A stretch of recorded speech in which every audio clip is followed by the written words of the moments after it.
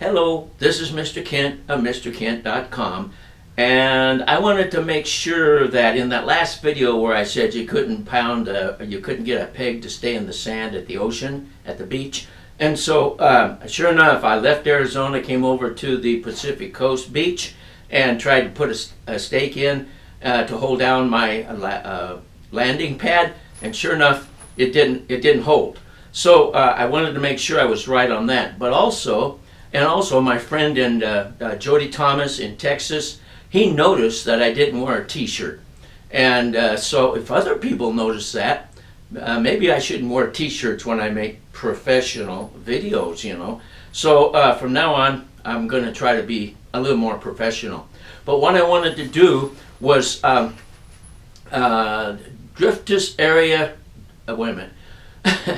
Driftless Area Zone made a comment to my last video where I was talking about putting chains on your landing pad.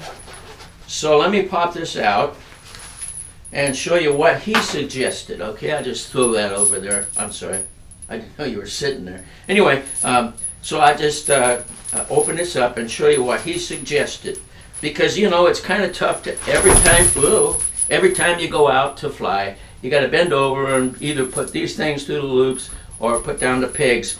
But what he suggested was just put a wire tie on there.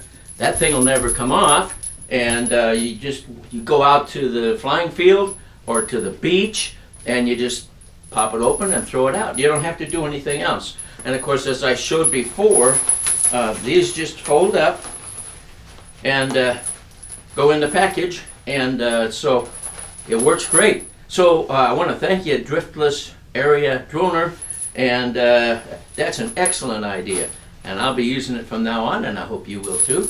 I'm sorry to maybe I don't know if I'm wasting your time. I hope I'm helping you, but anyway, thank you for watching the video, and God bless.